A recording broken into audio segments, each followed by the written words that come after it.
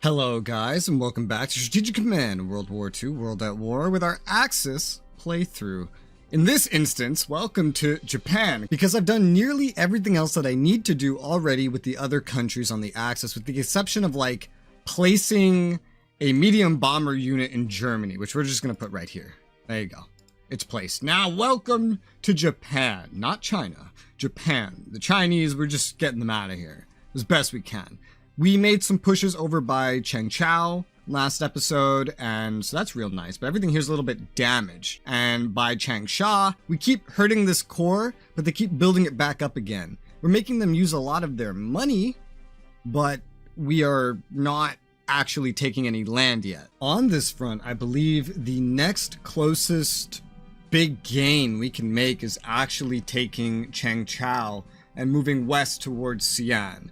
And so there's a couple things we might need to want to try to do to make that happen.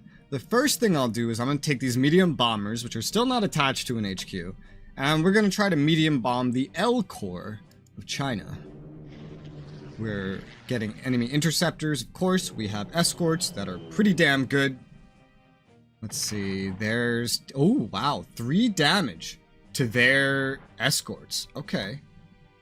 That worked really well. We took no damage on any of our planes, and we dealt 1 damage to the L Corps, whereas we weren't really supposed to deal any. Their readiness morale has fallen to the point of being pretty inefficient, and they've lost some entrenchment.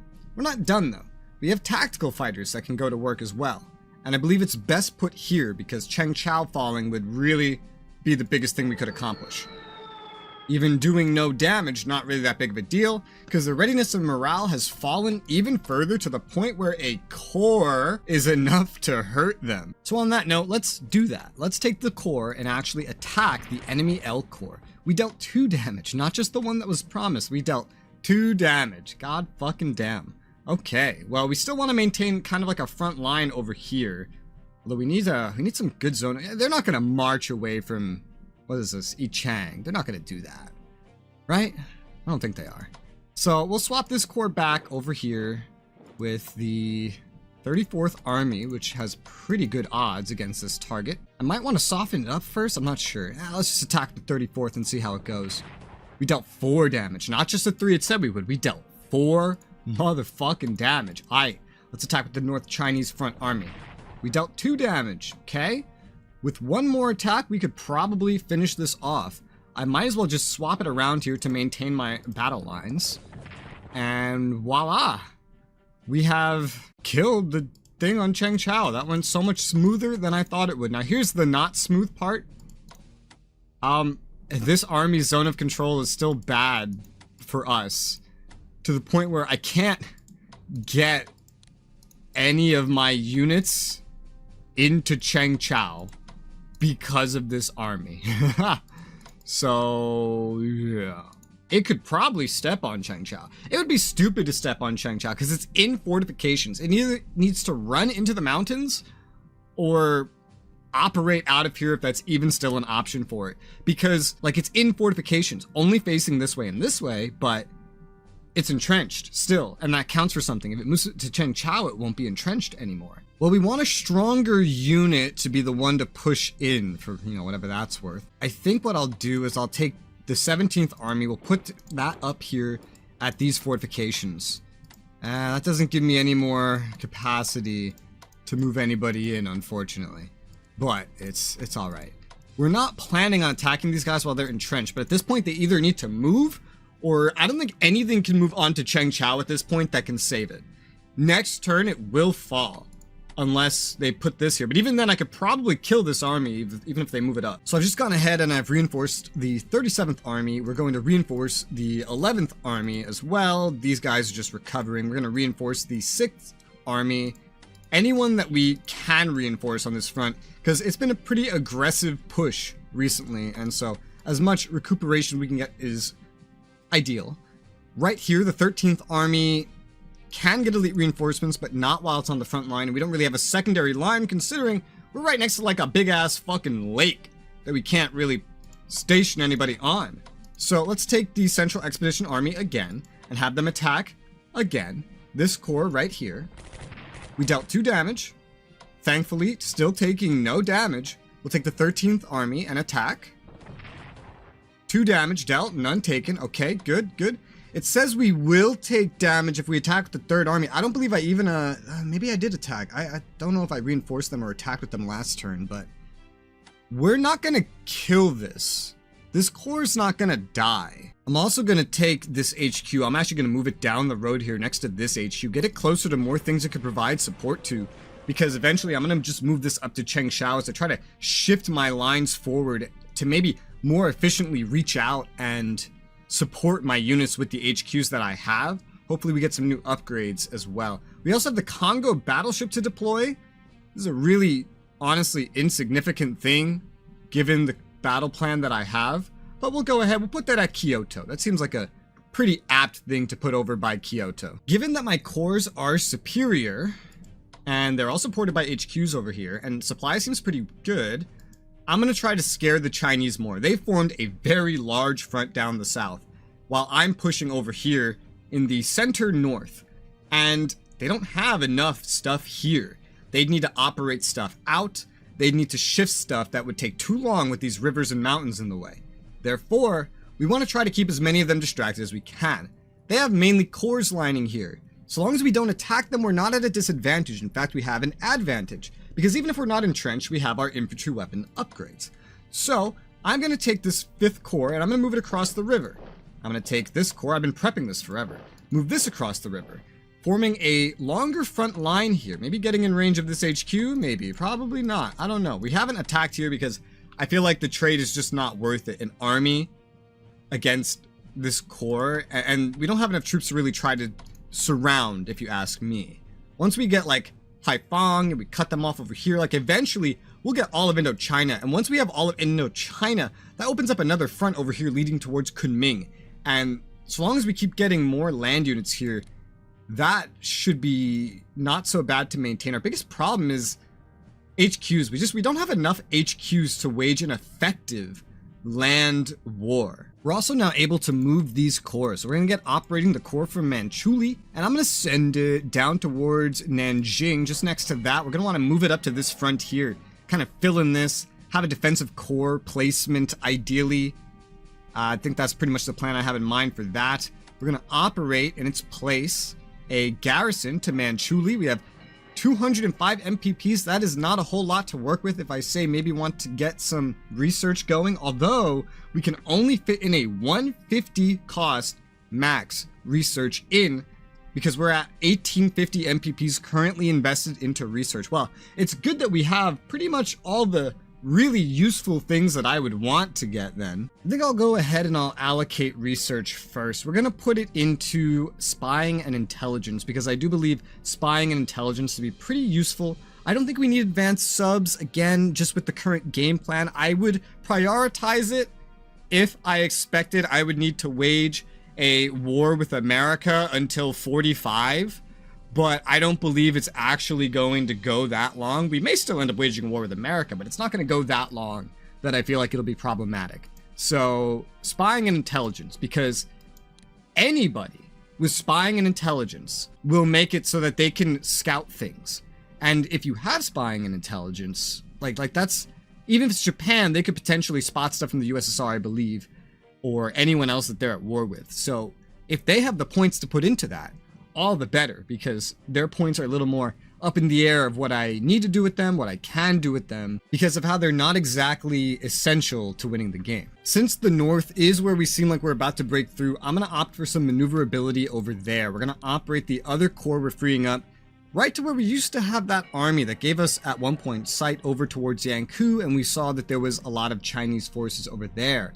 We're going to take this new garrison, of course, put it where we just had that core. So now all of this is just maintained by pretty well placed garrisons, I would say, and we're not fucking up any partisan activities anywhere, although we are going to need someone over by Nanjing and Wuhan eventually still.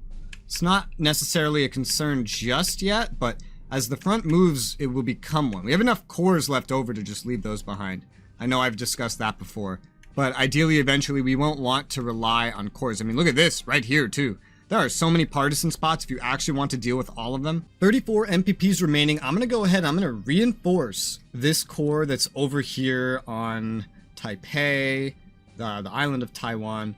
And we'll probably end up, I want to say, preparing to head that out to the mainland as well. I'm not really so sure that moving that is even a smart idea, because maybe I do want cores out in the ocean just protecting things from the US Navy. But, you know, like, again, will it matter?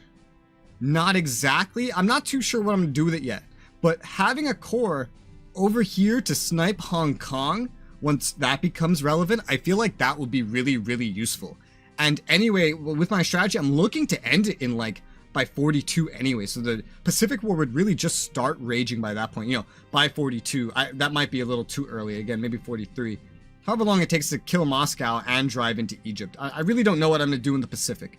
The Pacific doesn't have to hold very long or even very much at all, but I definitely want to dominate China as much as possible, because if China falls, even if the US has a good early start to the war, having China is pretty fucking huge if I can actually pull that off in this playthrough. With all that being said and done though, I believe we're good to hit end turn, so let's go ahead and do it. We're done with April. I hope my plan's going well. Let's see. Prominent Chinese leader Wang Jing-wei is willing to sign an agreement that could prove useful in return for allowing him to set up a reorganized national government of the Republic of China based in Nanjing. His government will have the ability to raise some Chinese units. These could be used to guard positions threatened by Chinese partisans, and raising them would free up some of our troops for frontline service. However, setting up his administration will cost us 25 MPPs. Additionally, we will have to provide MPPs for the training and equipping of any Chinese units raised. Would you like to allow Wang Jing-wei to set up his new government for the cost of 25 MPPs? No.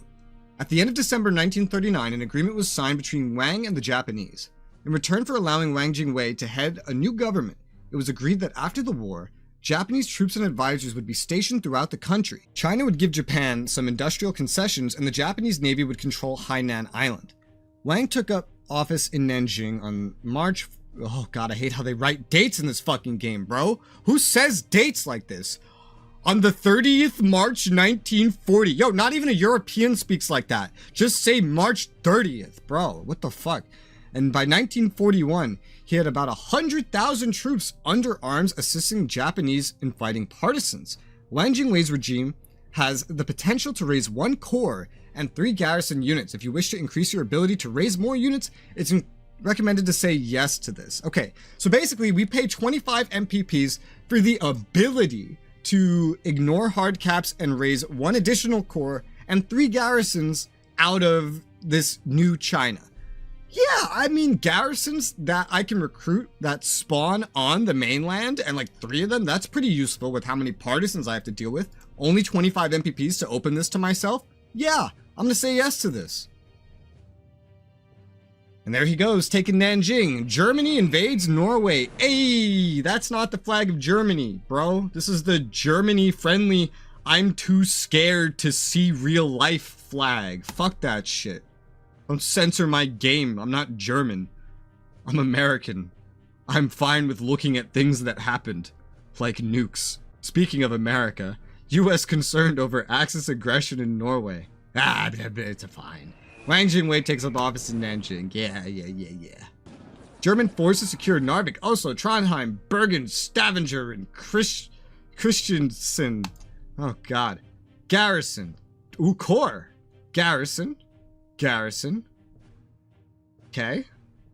Norwegian forces damage the rail network as they retire into the hinterland. Okay, so bad things. Norwegian batteries and Oslo. Oh my. Why do you... Can you... Oh, these names. Can we Englishify names a little bit more? How do I say this? Oh, it doesn't matter how I say it because it's just like I took 2 damage on that core from Oslo, whatever the fuck. There was also some raiding on the Norwegian line, the convoy line. Vidkin Quisling claims himself private. I can't read these names fast enough, bro. What is happening? Tech, great. Tech, great. Tech, great. Okay, we really not... We have 35% chance and we're still not pulling Yugoslavia. Bro, we're getting so unlucky. I'm so sad. This is a good thing I keep putting more points into it. We really do need that like 35% to make sure we get this at the correct time. All right, France is moving stuff around. That plane just ran away. Did they just move that army to Nancy? A Chinese corps moving up near they are shifting troops towards Chengchao. They're not railing, they're shifting, okay? We have reinforcements. That garrison's moving back towards, well, past Guilin towards Nanning. Huh, okay. They don't have the MPPs to operate, I think. Actually, they also just don't have rails on the interior. Holy shit. Okay, they're trying to bomb. We have interceptors on this side, though. They have escorts, of course. Yeah, we're gonna waste a lot of MPPs with the Brits on this fucking air battle. 1 damage to their escorts.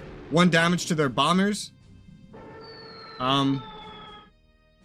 It's doing that weird glitching out that again. It didn't do this in my last playthrough. It's very weird. They attacked. They attacked one of my cores. They dealt 1 damage. They took 2. Wow. And they're attacking the Maginot. Well, from the Maginot still. Taking damage. Their corps moved forward and actually took damage trying to fight a garrison. Yeah, I had this problem. They don't have infantry weapons level 1. That's a big problem for the Brits. These are the Sudanese units. I remember these. A Sudanese corps. I think there's an HQ behind this. Apparently that garrison can still move. Yep, there's the Sudanese HQ. Britain has a lot of these colonial forces. Oh, God. Well, nothing's happening. I just want to quickly apologize. Just in case you've been watching this series and maybe my audio's been a little weird. I've had the flu this entire series. Oh, here they come from Egypt. Here comes the Brits in Egypt. Oh, we're just holding here for now in Libya. Yeah, I've had the flu and I've been breathing through an inhaler this entire series. So it's been really hard to breathe and narrate. So I hope the audio has been fine on my end. British national morale boosted by something, I don't know. UK launches Operation Fork. Yeah, we're gonna lose Iceland. Damn it, Operation Fork. British Royal Marines occupy Iceland. Yeah, I saw that coming. Iceland prepares for war. No! And we disrupted Egypt, Iraq, and Canada convoys. German security forces finally tracked down to defeat Hubal's Polish resistance group. Don't know what that is, but okay. Historical flavor's neat, I guess, right? But honestly, unless there's a mechanic to it, I don't necessarily see the point to why you tell me this information. Who's Hubal and why do I care about him? Because I might have read about him? Oh, I didn't read about him. So what does this do for me in the video game that I'm playing? Absolutely nothing, probably. Alright, well, we're into the next turn. This Parisian front is so complicated right now, and it's like 9 p.m. and I'm on not enough sleep, and I had the flu. I don't want to deal with that right now. So let's go look at Japan. Well, I do believe the Chinese have definitely made some mistakes. I see what they're trying to do. They're trying to plug in a hole in their defenses, but they're moving like injured corps or corps that haven't had the opportunity to resupply over towards Chengchao. They haven't moved this unit. They are keeping to their entrenchments and their fortifications, which really grants me a lot of opportunity to control what happens over here on this front without them really deciding. So first thing I'm going to do here, we finally, now that I moved this HQ down, we finally got these medium bombers back into supply, so I'm going to go ahead and give it some elite reinforcements. I'm going to take these tactical bombers, and I'm actually going to send it after this corps down south that we keep butting heads against. Let's do that. Of course, they have interceptors, but we have escorts. Okay, we dealt 3 damage to their escorts. They dealt 1 damage to ours. And then the game froze, so I don't know what happened next. Looks like we dealt 1 damage to this corps. It looks like we dealt more damage to their fighters when they actually made a run on our bombers. So maybe 4 damage? I don't know why it keeps freezing in turn resolution like that. It didn't do that last playthrough. Oh well, at least I can come to conclusions, right? It's all the bombing power we realistically have. I'm not doing fighter strafing, and this might need to get its elite reinforcements back next turn. Maybe, we'll see. We'll take the Central Expedition Army, and we're going to go ahead and attack this corps as per usual. 3 damage done, none taken. We're just building up so much XP. We're going to take the 13th Army and attack. 2 damage dealt. We were supposed to deal 3, but I'll take 2, I guess. Let's go ahead and attack with the 3rd Army. 2 damage dealt. We were supposed to deal 3. We were not supposed to take any. Motherfucker. Piece of shit. Let's go ahead and swap with the army on Wuhan. And attack again. Dealt 1 damage. Okay, thankfully we didn't take any. You know, just as advertised. If I swap... What's supply here? 8. If I swap this core in, I could finally kill this core. I'm gonna do it. Oh, I might not be able to do it. I attacked. No, we didn't do it. That is so sad. Well, I tried. So we're gonna take the 34th Army, and we're gonna have to stay on the offensive. The Chinese keep throwing these human waves at us, and we don't have the ability to have things be perfect right now. So we're gonna attack with it against the enemy corps that's approaching us. We dealt 3 damage, and we took none, which is good. Exactly what we were told would happen. We'll take this core, and we'll attack with it. We dealt no damage, and we took no damage. We were supposed to deal damage. We didn't deal damage, so that's sad, I guess.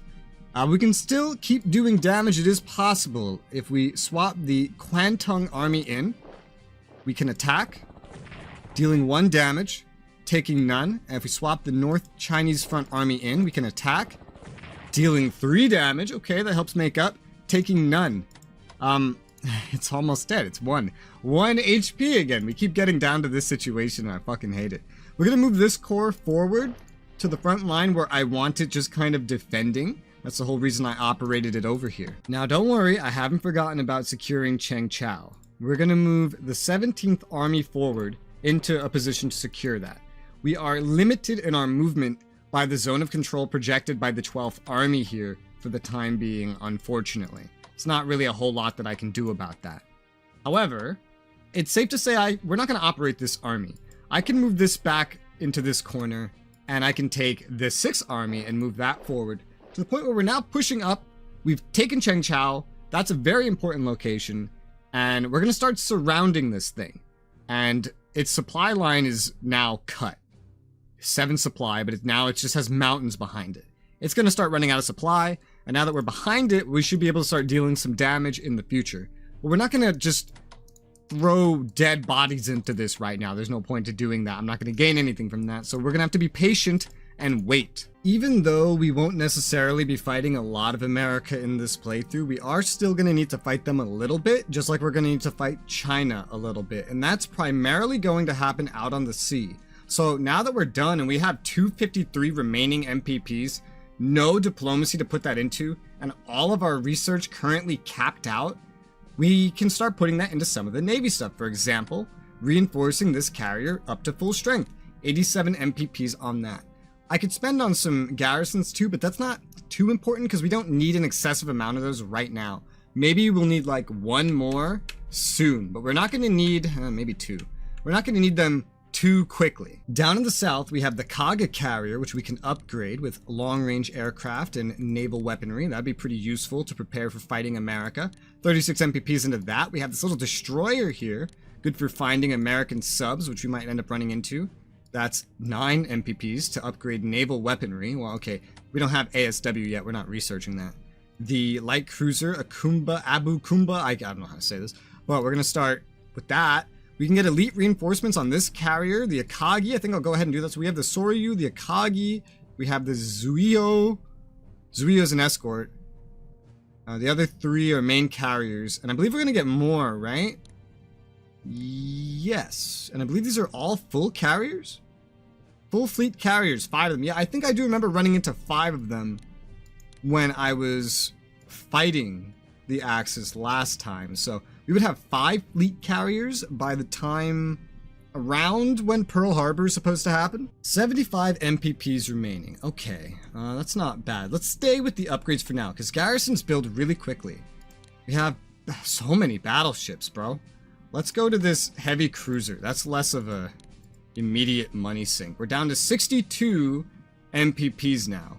Let's upgrade. Also, this core with infantry weapons 1 before we send it out, since that's something that we can do. We're down to 47 MPPs, and so goes any chance of building a garrison right now. So let's start looking at these battleships. I think this core and this special forces doesn't matter that much right now. The Fuso battleship, naval weaponry, that's 18 more MPPs. We're down to 29. The Issei battleship, We're down to 11. I think that's all we can afford. Okay, so we only have 2 battleships that are currently unupgraded with what we have.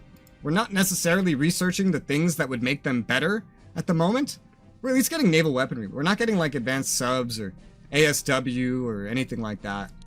But, yeah, and anti-air could be really fucking important when dealing with American carriers, but I'm prioritizing China over America given the content of this playthrough. Now that I believe we're done with Japan, I went to go look at Ethiopia, and oh my good god, the Sudan Defense Force Corps that moved in has 1 supply, bro. 1 supply. 9% morale.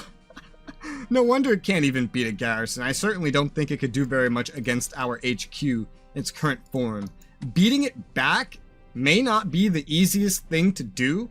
Maybe not even something that we want to try to do. Just holding it off for now is good. Like, if I wanted to do anything, I'd have to move this corps over here. But I would be fighting with 3 supply, even with an HQ on Ababa.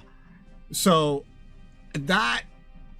I'd really rather just hold them off. They have mobility, and they have anti-air. That's expensive. The UK is spending their points weird, unless they somehow got that for free. Not a whole lot to do in Libya. We're just gonna have to try to hold at Tobruk. That's pretty much it. Everything is pretty much set up where it's probably best set up for the time being. You know, we are at war with France now over here, so we want to have Tripoli pretty well defended. We'll take this tank that has already marched in, and we're going to send it down to Montpellier, and we're just going to sit there for the moment, I guess. Always staying on a town because they provide supply before we head out. We're just taking things that are undefended at the moment, not really trying to push or do damage to the enemies or anything like that. That's not really a goal of mine. I can go ahead and push this corps out to the mine that we had just taken because there's room to do that, and there's enough supply to have a reason to do it. 141 MPPs remaining with Italy. I think I'm going to take both of these and put them into diplomacy. Both of these chits are going to go not into Yugoslavia. I'm pretty happy with 35% chance of success. We're going to put all of these into Turkey right now to get this up to a 20% chance of success so we can start progressing there, because they're at 0% right now and we need to get them to 100. And so that's going to be like way more expensive than what I'm spending on Yugoslavia in the long run. Although it can wait. You know, Yugoslavia has to come first. So we'll just do that, and that leaves us 41 MPPs, which is not a lot to work with, but there's not a lot we have to do other than research and purchasing new units, really. We have some fleet units that we can reinforce and try to get back up to snuff, and I think I'll do that. We'll, for example, get the Gorizia heavy cruiser here to 8 strength rather than 5, and that depletes pretty much the rest of our MPPs. The bombers and fighters are here, but again, it's just a situation of they don't really have much that they can do or that they need to do.